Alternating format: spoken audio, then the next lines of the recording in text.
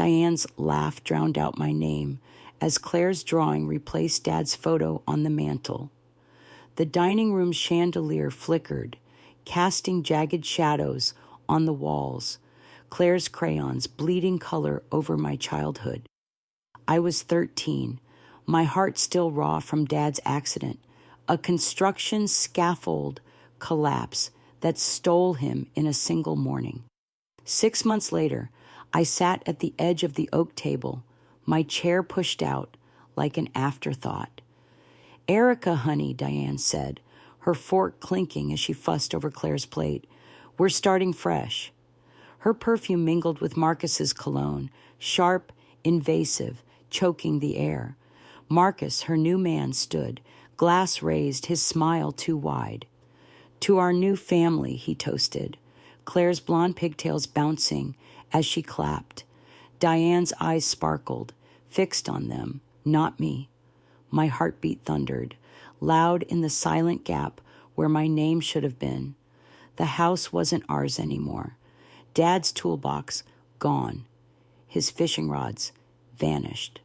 The living room, once warm with his laughter, now gleamed with new paint, eggshell white, Vivian's choice. Claire's drawings plastered the fridge, my old sketches stuffed in a drawer. I clutched the Polaroid in my pocket, its worn edges rough against my fingers. Me, Diane, Dad, smiling under a summer sky. It was all I had left. "Marcus and Claire are moving in," Diane continued, her voice bright, brittle. "We'll be a family again." Again? The word stung. A blade slipped between ribs. She didn't look at me, her hand smoothing Claire's napkin, her smile reserved for the 6-year-old who wasn't hers by blood, but by choice. Marcus nodded, his eyes sliding past me like I was furniture. Claire giggled, crayon in hand, scribbling on a placemat, oblivious. I wanted to scream, to hurl my plate, to make them see me, but my throat locked, my fingers tightening on the Polaroid, its corners digging into my palm. Diane had been a ghost since Dad died, staring at walls, her coffee cold. Now, she was alive, vibrant for them, not me. The chandelier's light dimmed, or maybe it was my vision, blurring with unshed tears. "Erica, you'll love Claire," Diane said, finally glancing my way, her tone clipped, expectant. "Love her." I stared at the girl who'd taken my place, her crayons marking territory on my table. Marcus's toast echoed, "New family." And I saw it, clear as the glass in his hand. I was the old one, the leftover, the shadow they'd paint over. I didn't speak, didn't move, my heart beat a drum in my chest. The MP3 player in my other pocket, a relic from Dad, felt heavy, its record button tempting. I didn't press it, not yet, but the thought sparked, a quiet ember. They could erase Dad, erase me, but I'd keep something, proof, a piece of truth.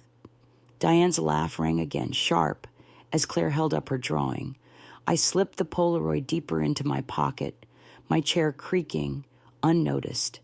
They thought I was invisible, a ghost in their new world. I clutched the Polaroid, knowing I was no longer theirs, but I'd make them remember me. Vivian's nails drew blood, but her lies cut my soul. The dining room's chandelier flickered, casting jagged shadows on the oak table, its cold edge biting my fingers. I was 13, a ghost in my own home, Diane's new family crowding me out. Vivian, Marcus's mother, sat across, her perfume cloying, sharp, choking the air. Her eyes, cold as glass, pinned me, her lips curling into a smirk. "Erica slouches again," she said, voice dripping venom, loud enough for neighbors to hear through open windows. "Troubled child, Diane. Such a burden." Diane rearranged Claire's napkin, her eyes averted, reflecting the chandelier's glow, her silence louder than words. Claire's smug giggle pierced the quiet, her crayon scratching a new masterpiece for the fridge. My chest burned, resentment coiling tight. But I didn't speak, didn't flinch. Vivian leaned closer, her nails grazing my cheek, a pinch that broke skin. "No manners, no grace," she hissed. "You'll never be Claire." Blood trickled, warm, stinging, but Diane didn't look, her fork clinking against Claire's plate, fussing over a 6-year-old who wasn't me. Marcus nodded, his cologne sharp, his gaze sliding past like I was air. I was invisible, a stain on their perfect canvas. But I wasn't helpless. My hand slipped under the table, fingers finding Dad's old MP3 player, its faint hum my secret rebellion. I pressed record, the red light blinking, catching Vivian's cruelty, word by word. "Diane, she's troubled," Vivian whispered, loud for my benefit. "Send her away for Claire's sake." Diane's lips tightened, but she said nothing, her napkin folding precise, deliberate. My heart pounded, the players hum a lifeline, proof they couldn't erase. I thought of the Polaroid in my pocket. Me, Diane, Dad, its edges worn from my touch. They'd buried it, buried him, with new paint, new rules, Claire's drawings on every wall. Vivian's lies spread beyond this table, to neighbors, to school, branding me the problem, the outsider. Poor Marcus, she'd told Mrs. Larson next door, stuck with that girl. Each word a knife, carving me out of my own life. "Erica, sit up," Vivian snapped, her nails hovering, ready to pinch again. I met her eyes, my face still, but my fingers tightened on the player, its red light steady. I didn't answer, didn't bow, my silence a shield.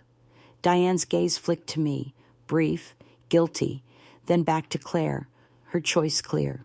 The chandelier dimmed, or maybe it was my anger, sharpening every sound, every slight. I wanted to scream, to play the recording, to make them hear their own poison. But I waited, the player's hum grounding me, a promise of payback. Vivian's smirk faltered just a flicker as if she sensed my shift. She leaned back, sipping her wine, but I saw it, the crack in her armor. I'd use it, not now, but soon. The table fell silent, Claire's giggle fading, Diane's fork still. I slipped the MP3 player into my pocket, its weight heavy, alive. The recording was mine, but Vivian's next move would test me. Diane banished me to Maria's diner, but it was where I found my fight. The jukebox's soft croon warmed the air, its melody curling through the checkered floors, a stark contrast to the cold dining room at home. I was 13, a shadow in Diane's new family, sent to help with Lila, Maria's niece, just another excuse to push me out. The diner's glow, its coffee's bitter steam rising from Maria's mug, felt like a hug I'd forgotten. "Erica, you're a natural," Maria said, her voice rough, warm, as I stacked plates behind the counter. Lila, 5, her curls bouncing, pinned a crayon-scrawled drawing to the counter, her giggle bright, untainted. I smiled, my first real one in weeks, the Polaroid's weight in my pocket a quiet anchor. At home, Claire's drawings covered every wall, my past erased. But here, Lila's art was for me, a spark in the loneliness. I wiped tables, the rag damp, the wood smooth under my hands, when Marcus's voice cut through the diner's phone. "Another bill, Diane?" He growled, strained, desperate. "We're drowning." My ears pricked, my cloth pausing mid-swipe. Marcus, the man who'd stolen my home, his power a facade, crumbling under debts.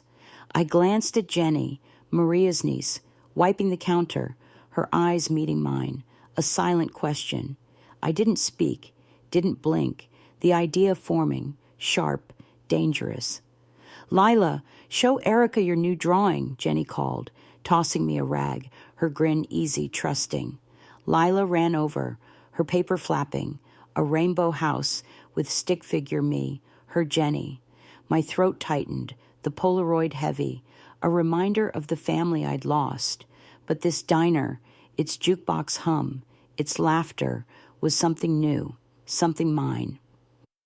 I tucked Delilah's drawing in my pocket, next to the Polaroid, a promise I'd build my own world. Marcus's call ended, his voice fading, but his weakness lingered, a crack in his armor. I saw it, clear as the coffee steam curling upward. His control was fragile, a house of cards I could topple. I didn't know how, not yet, but the MP3 player from last night, its red light blinking in my mind, whispered possibilities. Record, wait, strike. I moved to clear a table, my steps lighter, my loneliness shifting to hope. "Erica, you staying for pie?" Maria asked, her mug steaming, her eyes kind, seeing me. I nodded, my fingers brushing the Polaroid, its edges worn, grounding me. Diane's house was cold, her eyes colder, but here I was more than a ghost. Jenny laughed, tossing Lila a crayon, the diner alive, buzzing, a place where I could grow, fight, win.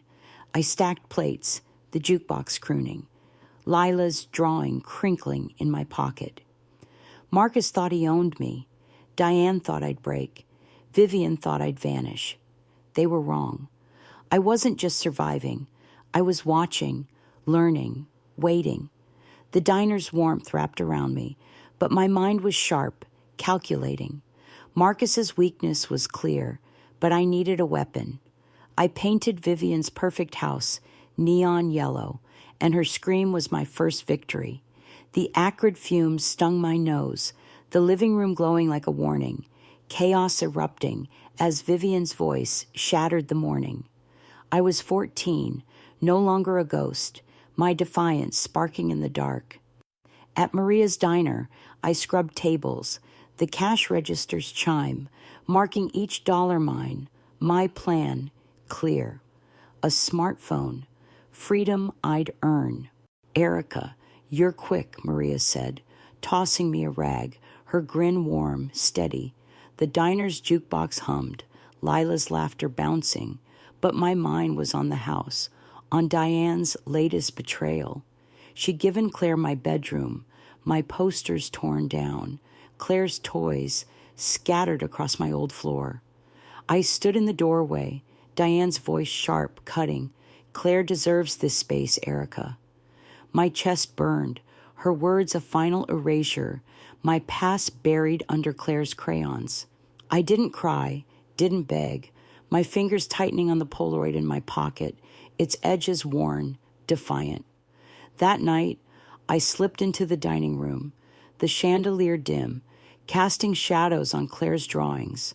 My MP3 player, Dad's relic, blinked red in the dark. Its hum, my rebellion. I pressed record, catching Diane's cold dismissal. "Erica's fine at Maria's. She's not our priority." Her words stung, but they were fuel, proof I'd use later. Vivian's meltdown over the paint was glorious, her silk scarf flapping, her screams echoing to the neighbors. "Who did this?" she shrieked, Diane scrambling, Marcus's face red, furious. I stood silent, my face blank, but inside I soared. My first strike landed. They thought I was nothing, a shadow to paint over, but I was watching, planning, my diner shifts stacking cash, each coin a step toward power. At the diner, I counted tips, the registers chime a rhythm, my smartphone fund growing. Jenny nudged me, her eyes bright.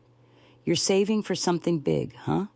I nodded, my lips sealed, the Polaroid heavy, a reminder of what I'd lost, what I'd reclaim. Marcus's debts, overheard last week, danced in my mind, a crack I'd widen. I didn't know how not yet, but the MP3 player's red light, blinking in my memory, promised more. "Erica, take the counter," Maria called, her coffee mug steaming, her trust grounding me. I moved fast, plates clinking, Lila's drawing taped to the register, a rainbow house with me in it. The diner was warmth, family, but home was war. Diane's choice clear, Claire's toys in my room a declaration. I wouldn't bend, wouldn't break, my defiance sharp, strategic, a blade I'd hone. Vivian's paint fiasco faded, but her eyes lingered, suspicious, searching me at dinner. Marcus watched too, his cologne sharp, his gaze heavy, like he sensed my shift. I met his stare, my face still, my MP3 player hidden, recording their whispers. They thought they owned me, thought I'd stay small. They were wrong. My phone was freedom, but Marcus was watching. Marcus stole my phone for Claire, but I turned his theft into shame. The screen's glow, warm in my hands, lit my bedroom. Each dollar from Maria's diner earned, my independence tangible. I was 14, no longer a shadow, my defiance sharp after Vivian's neon paint fiasco. But Claire, 7, her pigtails bouncing, barged in, eyes wide, greedy. I want it, Daddy, she whined, her voice shrill, piercing the quiet. Marcus's heavy steps shook the dining room, his cologne sharp, his face a storm. Give it to her, he barked, snatching the phone, its glow fading in Claire's grubby hands. My chest burned, anger coiling, but I didn't scream, didn't beg. I'd saved for months, scrubbed tables, stacked plates, the diner's cash register chiming my freedom. He thought he could take it, thought I'd break. I didn't. Before he grabbed it, I'd typed a text, fake, cunning, sent to Claire's friends' group chat. Marcus stole my phone for Claire. The dining room chandelier hummed, its light flickering as Claire's whine echoed. It's mine now. Diane stood silent, her eyes on Claire's new toy. Not me, her betrayal a cold blade. My fingers brushed the Polaroid in my drawer, tucked safe, a reminder of who I'd fight for. The text hit like wildfire.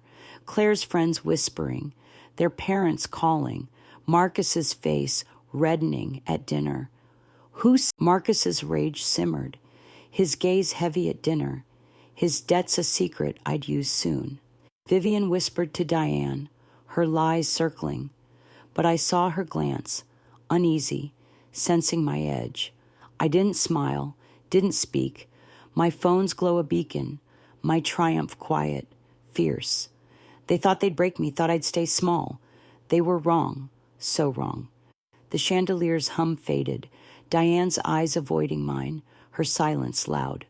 I slipped the phone into my pocket, its warmth mine, my anger afire, my triumph a spark. I had my phone, but Diane's rage was brewing. Diane's slap burned my cheek, but her words, "Get out," broke my heart. The dining room's chandelier glowed, casting Marcus's sneer in sharp relief, his cologne thick, choking. I was 16, standing tall, my voice steady as I announced my full college scholarship, earned through late nights, diner shifts, defiance. The table fell silent, Claire's crayon still, Vivian's eyes narrowing, Diane's perfume sharp as her raised hand. "Freeloader," Marcus spat, his fist slamming the table, plates rattling. "You think you're better than us?" His voice boomed, shaking the room, Claire shrinking, her pigtails limp. I didn't flinch, my phone in my pocket, its glow, a quiet victory from last month's fight. I'd earned this, every dollar, every grade, but Diane's face twisted, fury sparking, her eyes cold, unrecognizable. "You applied behind my back," she hissed, stepping closer, her perfume stinging my nose. "You're tearing us apart." Apart? The word cut, a blade through my chest, my scholarship a rebellion she couldn't forgive. I opened my mouth, words ready. "I'm not your shadow." But her hand flew, the slaps sting hot, searing, my cheek throbbing. "Get out," she whispered, then louder, "Get out of my house." My vision blurred, despair crashing, But my fingers found the Polaroid in my pocket, its edges creased, trembling in my hand. Me, Diane, Dad, a memory she'd erased, now my anchor. Marcus laughed, low, cruel, Vivian nodding, her nails glinting, Claire staring, wide-eyed. I didn't cry, didn't beg, my resolve hardening, a fire beneath the pain. They wanted me gone, fine. I'd build a life they couldn't touch. I ran, the dining room's glow fading, Diane's shout echoing, "You're nothing." My backpack, stuffed with clothes, phone, Polaroid, bounced against my spine, the night air cold, biting. Jenny's house was a mile away, her porch light a beacon, her kitchen warm with cocoa steam as she opened the door. "Erica, what happened?" she asked, her eyes soft, see my cheek, red, stinging. I sank into a chair, the Polaroid in my hand, its image steady, my vow forming.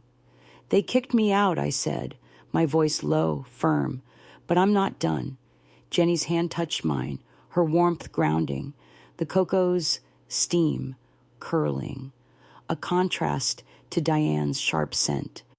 My phone buzzed, a text from Maria. "You okay, kid?" I didn't answer. Not yet, my mind racing, planning. Diane thought she'd broken me. Marcus thought I'd vanish. Vivian thought her lies would hold.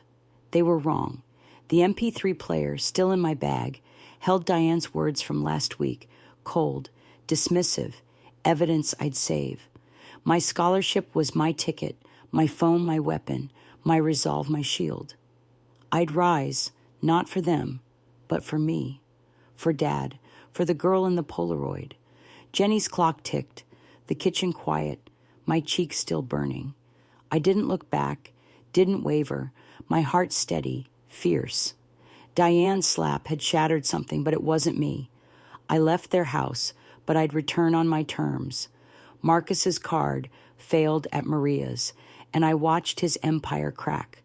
The diner's neon sign buzzed, casting red light across the checkered floor, its hum a pulse in my veins. I was 16, living in a studio above the diner, my bed creaking, my phone glowing, the Polaroid pinned to my wall. Diane's slap still stung in memory, but I wasn't broken, not anymore, my hope rising, defiant. I pinned on my name tag, its weight new, gleaming Erica Lane, etched in black. Maria's handshake, calloused, warm, sealed my place here, her voice steady. "You're family now, kid." I waited tables, the jukebox crooning, Lila's laughter bright, Jenny tossing me rags, her grin easy. But my mind was sharp, calculating. Marcus's debts, a secret I'd weaponized. I'd tipped a creditor, anonymous, my burner email sent, waiting for the fallout. They came for dinner. Marcus, Diane, Claire, Vivian, their laughter loud, forced, in Maria's diner. I served their table, my face blank, my name tag glinting, unnoticed. Marcus ordered steak, his cologne sharp, his wallet fat with bravado. "Put it on the card," he said, sliding it over, Claire's white dress crisp, her smile smug. I swiped, the machine beeped, declined, plastic snapping in my hand. "Try another," I said, my voice calm, my eyes locked on his. Marcus's face reddened, swiping again, the beep louder, final. Claire's blush burned, bright against her dress, Vivian's fork clattering, Diane's eyes darting guilty. "What's this?" Marcus roared, standing, his chair scraping, diners turning, staring. I didn't flinch, didn't blink, triumph simmering, my tip sparking this, my first public strike. "Must be a glitch," I said, handing back the card, my tone neutral, my heart racing. Marcus's empire, built on Diane's money, was crumbling, his debts exposed, his pride shattered before Claire's wide eyes. Jenny watched from the counter, her nod subtle, knowing. Maria leaned against the jukebox, her mug steaming, her gaze proud, hinting at more. You've got fire, Erica. Don't waste it. I cleared their plates, the diner's buzz alive, my name tag heavy, a promise of power. Maria's words echoed, a bigger future, not just surviving, but thriving, building something they couldn't touch. The Polaroid on my wall, me, Diane, Dad, was my anchor.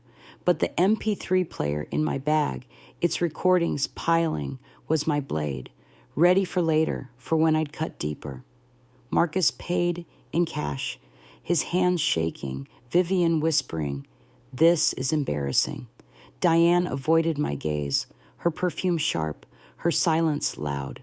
They left, heads low, the diner's neon sign flickering, casting their shame in red. I didn't smile, didn't gloat, my hope fierce, my confrontation quiet, controlled. They thought I was nothing, thought I'd fade. They were wrong, so wrong. The jukebox played on. Lila's drawing taped to the counter. My new family, here, real. I stacked plates, my name tag gleaming, my mind racing, planning. Marcus's shame was sweet, but I was building something bigger. I signed my restaurant's deed, but Diane thought I was still nothing. The ink, sharp against crisp paper, sealed my rise, my name, Erica Lane, etched beside Jenny's, co-owners of an upscale chain, its glass-walled dining room glittering with city lights. I was 25, no longer the girl Diane slapped, my pride, a quiet fire, my stability a fortress built from diner shifts, scholarships, scars. The restaurant buzzed, chandeliers casting gold on white linen, my name tag gleaming, owner engraved, heavy on my blazer. I trained staff, their murmurs practiced alert, my voice firm. Disruptive guests get one warning, then out. I sensed trouble, Diane's shadow looming, her family's cruelty, a storm I'd weather. Marcus's card decline at Maria's, years ago, had shown me their cracks, and I'd be ready. "Ms. Lane, you're the owner, right?" a customer asked, his wine glass tilting, his smile warm. I nodded, the name tag glinting, my heart swelling. The word owner, still new, electric. "Just a waitress," Diane would have sneered, her perfume sharp in memory, her slap a ghost on my cheek. I walked the dining room, city lights sparkling through glass, each step steady, my empire real, untouchable. Jenny leaned against the bar, her grin sharp. "We did this, Erica, from Maria's to this." Maria's diner, its jukebox hum, had birthed us, her mentorship forging my spine. I checked the private dining room, booked for Claire's engagement, Diane and Marcus's anniversary, a clash I'd anticipated. My phone, once stolen, now buzzed with staff alerts, my MP3 recording safe, a weapon for later, for when they'd strike. I paused at my office, the Polaroid hidden in my drawer, me, Diane, Dad, its edges worn, a quiet vow. They'd erased me, painted over my past, Claire's toys in my room, Vivian's lies in my ears. But I'd built this, glass walls, gold chandeliers, a legacy they couldn't touch. I trained my team, my voice low. If they cross us, we're ready, cameras rolling. "Erica, you look like you own the place," a waiter teased, his tray balanced, his laugh easy. I smiled, my name tag catching the light, my pride fierce, controlled. Diane thought I was nothing. Marcus thought I'd fade. Vivian thought I'd break. They were wrong, so wrong. I'd risen, not for them, but for me, for the girl who'd fled with a Polaroid, a phone, a dream. The dining room hummed, staff moving swift, their murmurs a rhythm, my empire alive. I checked the security system, its lenses hidden, recording every move, a lesson from Maria's diner, from my MP3 player's red light. Claire's party was tomorrow, Diane's voice echoing in memory. "You're nothing." I didn't flinch, didn't waver. My stability a rock, my pride a blade. Jenny joined me, her eyes scanning the room, her nod firm. We've got this. I touched the Polaroid's drawer, its weight grounding, my future clear. The city lights glittered, the deed's ink dry, my name tag heavy, ready. My empire was ready, but Diane's party was coming. Marcus's plate shattered, but my name tag cut deeper than glass. The private dining room's chandeliers flickered, city lights glittering through glass walls, reflecting shocked faces, their gas sharp, electric. I stood, blazer crisp, my name tag gleaming. Erica Lane, owner, while Diane, Marcus, Claire, Vivian mocked me, their laughter cruel, familiar, a knife from my childhood. It was Claire's engagement, their 15th anniversary, my restaurant, my moment. Still a waitress, Erica? Marcus slurred, hurling the plate, its shards grazing my cheek, blood trickling, warm, stinging. Diane smirked, her gray hair catching the light. You'll never be anything, Claire giggled, her sparkly dress glinting. Scrub our floor, sis. Vivian nodded, pasta clutched, her nails sharp. No class, as always. My chest burned, tension coiling, but I didn't flinch, didn't blink, my triumph rising, steady. I unpinned my name tag, its gold glinting, heavy, and slid it across white linen to Diane, the Polaroid beside it, its faded colors stark. Me, Diane, Dad, a truth she'd buried. You forgot my name, I said, voice calm, cutting. This doesn't. I'm the owner. Diane's eyes widened, the Polaroid trembling in her hand, her breath catching, broken. The screen flickered, my pre-recorded video playing, my signature bold, signing the deed, my empire undeniable. Gasps rippled, guests staring, city lights framing their shame. Jenny stepped forward, her grin razor sharp. Erica Lane, co-owner, 3 restaurants, this one included. Marcus's face purpled, his fist clenching. Liar, he roared, but I met his eyes unwavering. You erased me, Diane, I said, my voice ice. I built an empire. Get out, Claire wailed, her fiancé pulling her back, Vivian's pasta splattering, her screech shrill, futile. I turned to my staff, my voice firm. Clear the tables, all 50 guests, now. Waiters moved, plates vanishing, glasses clinking, the room a blur of motion. Security flanked me, their radios crackling, Marcus lunging, fists raised, stopped cold by guards, handcuffs snapping, his shouts drowned by police sirens. Diane stood frozen, mascara streaking. The Polaroid crumpled, the woman who'd slapped me small, shattered. Vivian flailed, sauce staining her silk, Claire sobbing, her dream ruin. The glass walls reflected it all, city lights steady, my blood drying, my name tag back in my pocket, its weight grounding, victorious. I'd planned this, cameras rolling, every insult, every shard recorded, my MP3 player's lessons alive, my phone ready to share. They thought I was nothing, thought I'd break, thought their lies would hold. They were wrong, so wrong, their empire dust, mine soaring. Guests whispered, phones out, capturing Marcus's arrest, Diane's collapse, Vivian's screams, Claire's tears. Jenny's hand brushed mine, her nod firm, our restaurant alive, untouchable. I didn't smile, didn't gloat, my triumph quiet, fierce, my tension released, justice served. The Polaroid stayed with Diane, a ghost she'd carry, my victory etched in her silence. Sirens faded, the dining room cleared, city lights pulsing beyond the glass. They left in shame, but the world wasn't done with them. My video went viral, but freedom came when I walked away. The phone's relentless notification pings buzzed my desk, each one a ripple from the dining room's footage, Marcus's plate shattering, Diane's insults biting, Vivian's pasta-stained screech. I sat in my office, the restaurant's hum alive with new patrons, city lights steady beyond my window, my reflection calm, whole. I was 25, no longer the girl Diana raced, my legacy built, not in revenge, but resilience. I posted the security tape, its frames crisp, undeniable. Marcus's fist raised, Diane's sneer cold, Claire's giggle cruel.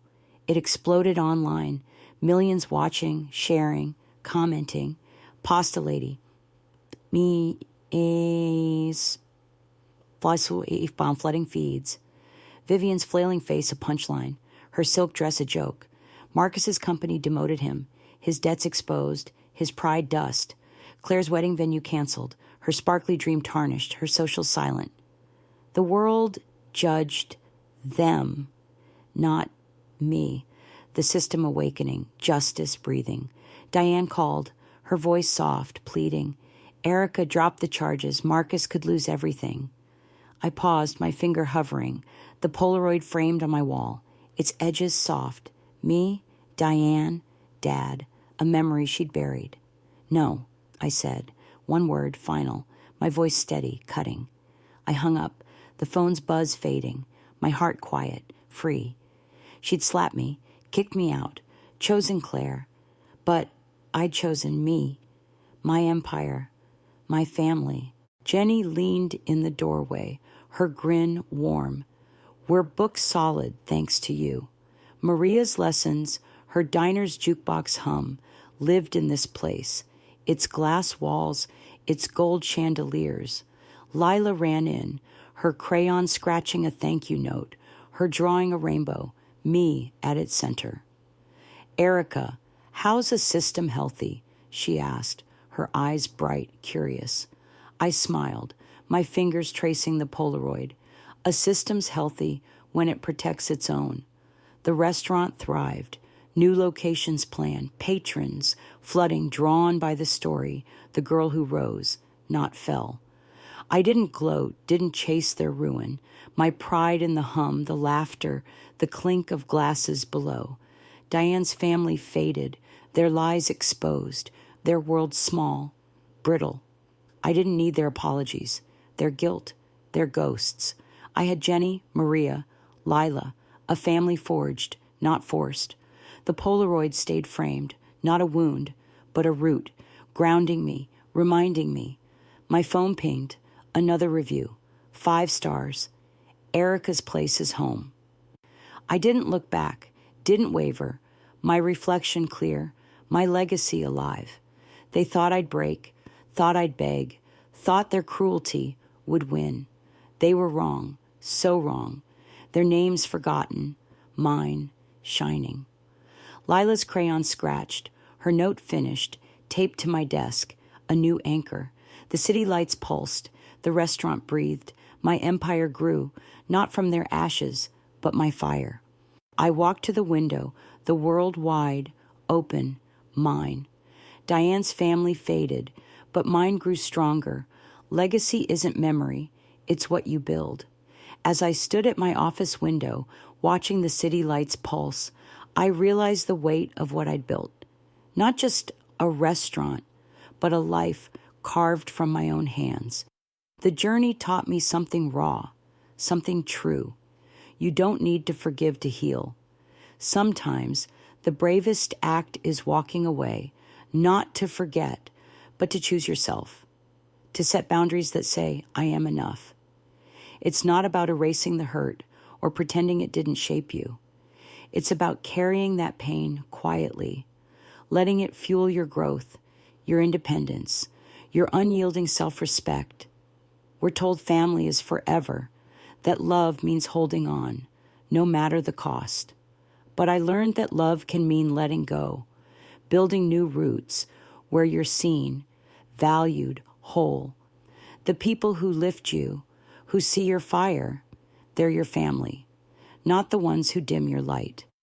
It's a hard truth, but it's freeing, like shedding a skin that never fit. You don't owe anyone your heart if they've trampled it. You owe yourself a life that breathes, that thrives, that's yours. This isn't about revenge, though justice feels good. It's about awakening, about claiming your space in a world that tried to shrink you. Keep your eyes open, your heart steady, and build something real, something lasting. Legacy isn't what you leave behind. It's the life you live, bold and unbroken, under your own sky. As I look out at those city lights, I'm reminded that every one of us carries a story, a spark of resilience that shines through the darkest moments. Thank you for listening to mine, for sitting with me through this journey. If Erica's fight to reclaim her worth hit home, know you're not alone. Your strength is real, even when it feels quiet. If you've been through something like this, where you had to choose yourself, I'd love to hear about it in the comments. Your story matters, and sharing it might light the way for someone else. If this tale of quiet courage spoke to you, maybe give it a like, share it with someone who needs it, or subscribe if you want more stories about the strength we all carry. Only if it feels right. No pressure. This isn't just my story. It's ours. A reminder that we can build something beautiful from the pieces others tried to break. Thank you for being here, for seeing me, for seeing yourself. Keep building, keep shining, and I'll see you in the next story with hope in our hearts.